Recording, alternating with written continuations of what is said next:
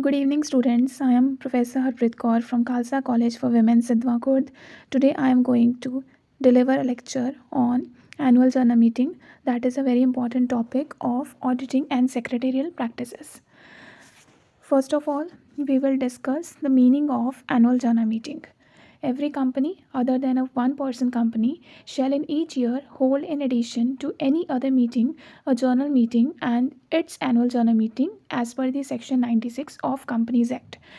An annual general meeting is a yearly gathering of a company's interested shareholders. At this meeting, the directors of the company present an annual report that contains information for shareholders of the company about the company's performance, position, and strategies. Now we will discuss the objectives of annual general meeting. This meeting is very important as it protects the interest of the shareholders. In this meeting, shareholders are able to exercise control over the affairs of the company. So it is desirable that they should meet at least once in a year to review the working of the company and also review the position of the company. At this meeting, directors of the company declare dividends to the shareholders. Shareholders exercise control over the management by re electing or refusing to elect the directors. At this meeting, auditors are also replaced or reappointed by the shareholders. Now, the question is what is the time period for holding AGM? There are two categories of the meeting. First one is first annual general meeting, and second one is subsequent annual general meeting as per the section 96. First of all, we will discuss about the first annual general meeting of the company. First annual general meeting of the company should be held within 9 months from the closing of the first annual financial year. This can be understood with the help of the following example. The name of the company is Samrat and Company Limited, and this company has been incorporated on 20th April 2021. And the financial year of that company would be 20th April 2021 to 31st December 2021. The last date for holding first AGM will be 30th September 2022 as these months are 9 months for close of financial year. And there is a rule in the Companies Act that no extension will be given by registrar of the company because it is not permissible by the Companies Act.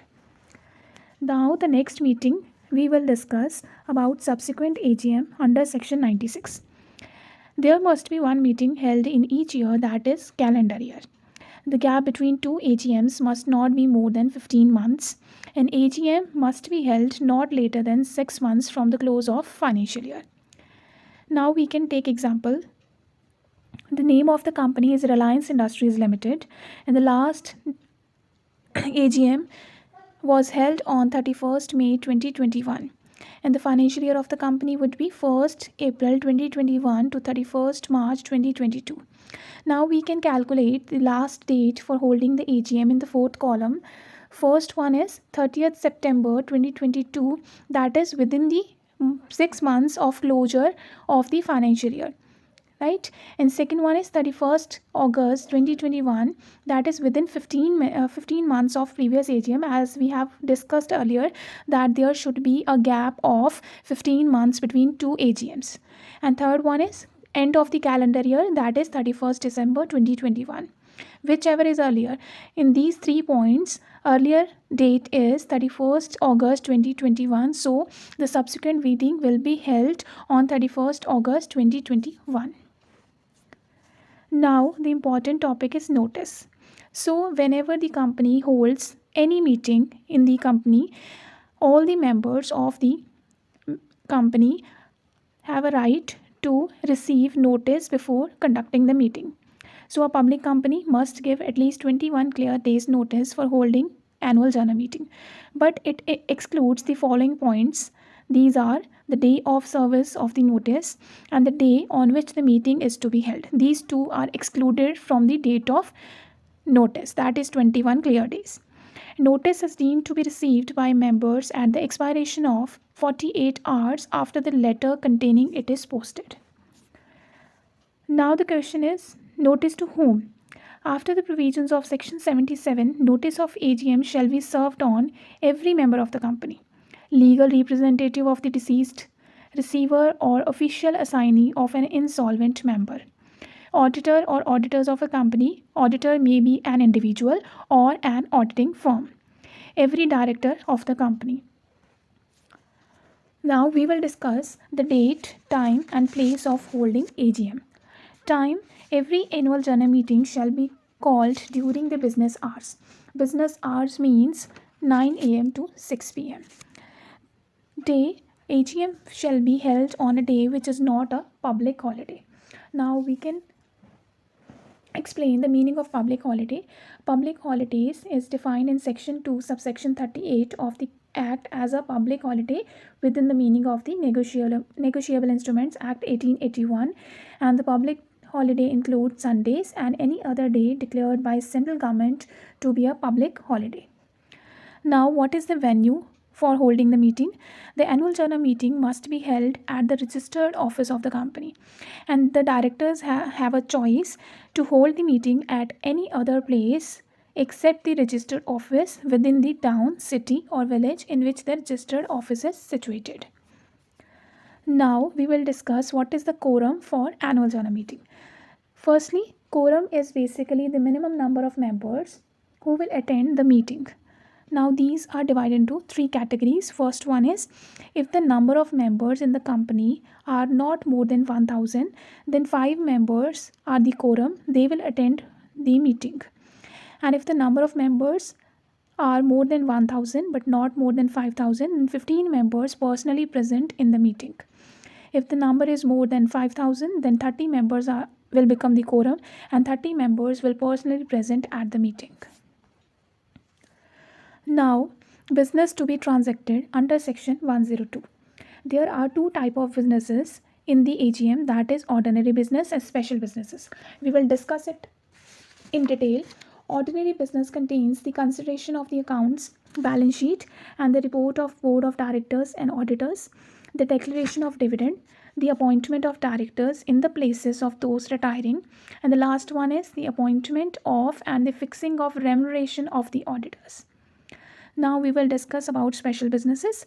Special businesses examples are removal of a director, issue of a bonus shares, issue of right shares, and last is election of person as director other than a retiring director. Now, adjournment of meeting. There are three ways of adjournment of meeting.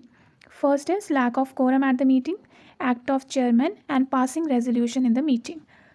Whenever there is a lack of quorum in the meeting, that is number of members that who will attend the meeting are less, then the meeting shall be adjourned. Second is act of chairman. An AGM may be adjourned by the chairman if it is bona fide to do so. Thirdly, passing resolution in the meeting. If in meeting majority of members present wish to adjourn the meeting, then chairman may decide to adjourn the meeting by passing the special resolution. Now we will discuss the procedure for holding adjourned annual general meeting. Annual general meeting may be adjourned by the chairman if the meeting is bona fide so decides. If there is any change in the day, time or place of meeting, the company shall give not less than 3 days notice to the members, either individually or by publishing an advertisement in the newspaper which is in circulation at the place where the registered office of the company is situated.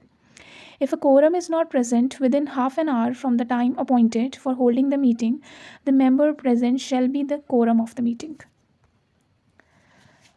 Now, what are the powers of tribunal to call annual general meeting? Section 97.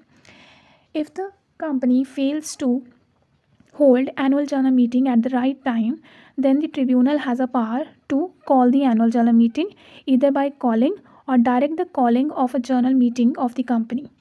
It may give such directions as it thinks fit in regard to the calling, holding or conducting of such meetings. The tribunal has a right to direct that one member of the company present in person or by proxy shall be deemed to constitute a meeting. AGM held at the directions of the tribunal shall be regarded as annual general meeting. Now, what are the penalties? According to section 99, if the company is in default, the company is not obeying the rules for holding the annual general meeting, then This is an offense, and if default is made in holding the meeting of the company in accordance with Section 96 or in complying with any direction of tribunal under Section 97, the company and every other officer of the company who is in default shall be punishable with fine which may extend to rupees 1 lakh. And in this case, if the default is continuing in nature, with a further fine which may extend to 5,000 for every day after the first during which the default continues as per the section 99. So this was the topic of annual general meeting. I hope this topic is clear to you. Thank you so much.